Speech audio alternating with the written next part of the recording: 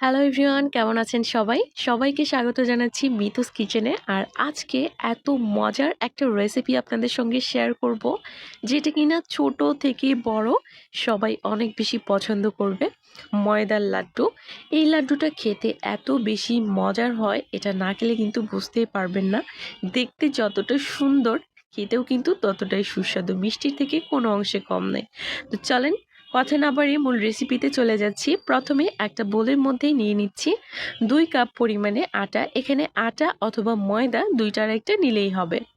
দিয়ে দিচ্ছি 1/4 কাপ পরিমাণে চিনি, মানে 2 টেবিল চামচ পরিমাণে চিনি দিয়েছি। 1 চিমটি দিয়ে দিলাম এখানে লবণ, আর খুব সামান্য পরিমাণ 1/4 চামচের থেকেও কম পরিমাণে এখানে দিয়েছি আমি বেকিং সোডা। বেকিং সোডা যদি হাতের কাছে না থাকে সেক্ষেত্রে স্কিপ করতে পারেন, দিতেই হবে এমন কোনো কথা নেই।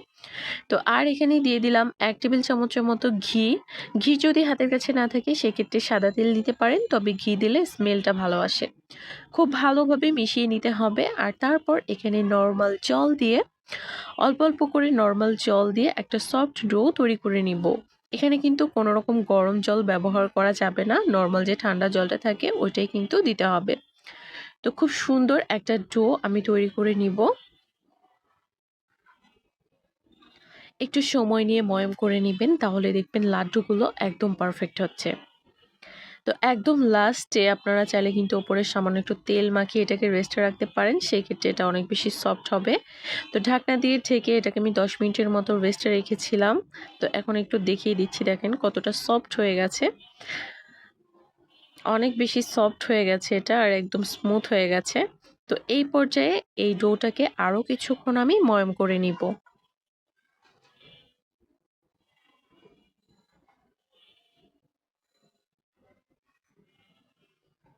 দেখেন একদম পারফেক্টভাবে হয়েছে। তো এখন আমি এখান থেকে লেচি কেটে নিব। লাড্ডুর শেপটা যেন একদম ছোট বড় না হয়, সেই জন্য আমি একটু মাপ করে নিচ্ছি। আমি এখানে 1/4 কাপটা নিয়েছি।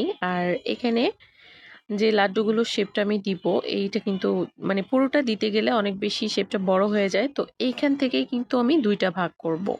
মানে 1/4 কাপ পরিমাণে নিয়ে এখান থেকে 2টা ভাগ করব, মানে 2টা লাড্ডু হবে।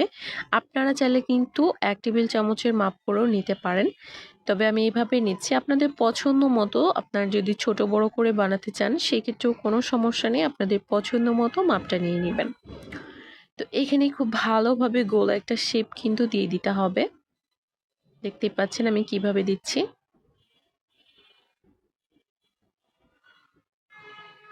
সুন্দরভাবে একটা শেপ দিয়ে দিব। সেম ভাবেই কিন্তু সবগুলো লাড্ডু বানিয়ে নিতে হবে। এখানে একটা প্লেটের মধ্যে সামান্য কিছুটা পরিমাণে ময়দা টেস্ট করে নিয়েছি, আর ওপর থেকে লাড্ডুগুলো রাখছি যেন নিচে থেকে লেগে না যায়। সবগুলো লাড্ডু আমি সেম ভাবে বানিয়ে নিয়েছি। আর এখন লাড্ডুগুলোকে ডুবো তেলে ভেজে নেওয়ার পালা। এর জন্য প্রথমেই তেলটাকে সামান্য একটু গরম করে নিয়েছি। খুব বেশি গরম তেলের মধ্যে কিন্তু লাড্ডুগুলো ছাড়া যাবে না। চুলার আঁচটা মিডিয়াম টু লো হিটে রাখা আছে।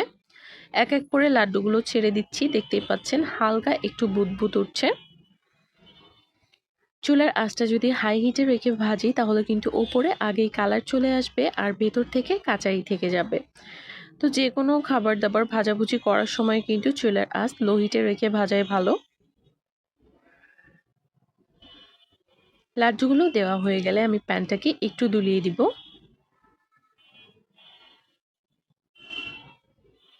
চুলার আঁচটা আমি এই পর্যায়ে মিডিয়াম হিটে রেখেছি। লাড্ডুগুলো কিন্তু সামান্য একটু ফুলেছে।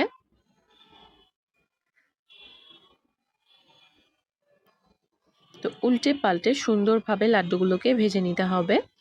আর লাড্ডুগুলো ভাজতে একটু সময় লাগবে, যেহেতু লো হিটে ভাজছি, আর লাড্ডুগুলোর সাইজ কিন্তু বেশ বড় বড়। তো আমি 8 থেকে 10 মিনিটের মতো সময় লাড্ডুগুলোকে ভাজবো। যদি আপনারা ছোট সাইজ করে বানান তাহলে কিন্তু 4 থেকে 5 মিনিট ভাজলেই এনাফ। লাড্ডুর একটা সাইডে কিন্তু এরকম একটু এবড়ো থেবড়ো হবে, আর এখান দিয়ে কিন্তু শিরাটা খুব ভালোভাবে ঢুকবে যখন শিরার মধ্যে দিয়ে জাল করব। দেখতেই পাচ্ছেন কত সুন্দর একটা কালার কিন্তু চলে এসেছে অলরেডি। তো এখন আমি লাড্ডুগুলোকে তুলে নিব তেল থেকে। আর বেশি ভাজতে যাব না, তাহলে ওপর থেকে পুড়ে যেতে পারে। সবগুলো লাড্ডু তুলে নিয়েছি। এখন একটা প্যানের মধ্যে দিয়ে দিচ্ছি আমি 1 কাপ পরিমাণে চিনি। হাফ কাপ পরিমাণে দিয়ে দিব জল। বলক আসা পর্যন্ত অপেক্ষা করব। আর এই ফাঁকে লাড্ডুগুলোকে একটু দেখিয়ে দিচ্ছি, দেখেন ওপরে কিন্তু একটু পুড়ে যায়নি, একদম পারফেক্ট আছে।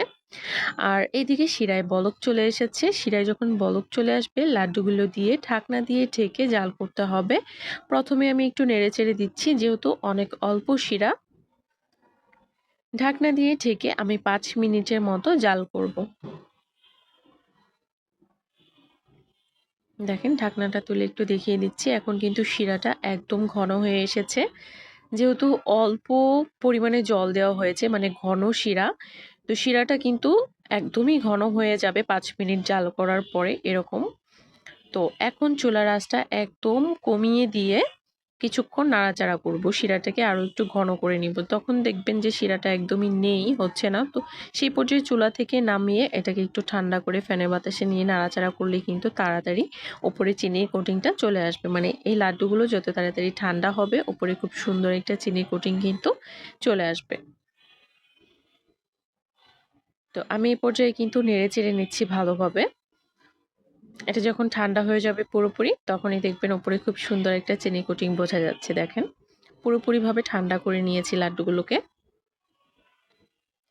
কতটা সুন্দর হয়েছে দেখতে। এই লাড্ডুগুলো খেতে এত বেশি মজার হয়, না খেলে বুঝতে পারবেন না।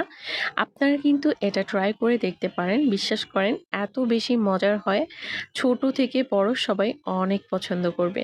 ভিডিওটি ভালো লাগলে অবশ্যই চ্যানেলটি সাবস্ক্রাইব করে পাশেই থাকবেন। আর যারা অলরেডি করেছেন তাদেরকে অসংখ্য ধন্যবাদ। এখন আমি লাড্ডু কয়েকটা একটু ভেঙেও দেখাচ্ছি, দেখেন। হালকা মিষ্টি বলতে পারেন, এটা কিন্তু একদম মিষ্টি খাবার না। আপনারা চাইলে চিনি পরিমাণ আরও বাড়িয়েও দিতে পারেন ডো করার সময়। আর আমি কিন্তু উপরে যেহেতু চিনি রাখবো, তো ভেতরে কিন্তু আমি চিনি পরিমাণটা অল্পই দিয়েছি। আর এইভাবে খেতেই কিন্তু লাড্ডুগুলো বেশি ভালো লাগে। সবগুলো লাড্ডুই একদম পারফেক্ট হয়েছে, খেতেও দুর্দান্ত। ভিডিওটা ভালো লাগলে অবশ্যই পাশে থাকবেন। ভিডিওটা এখানেই শেষ করছি।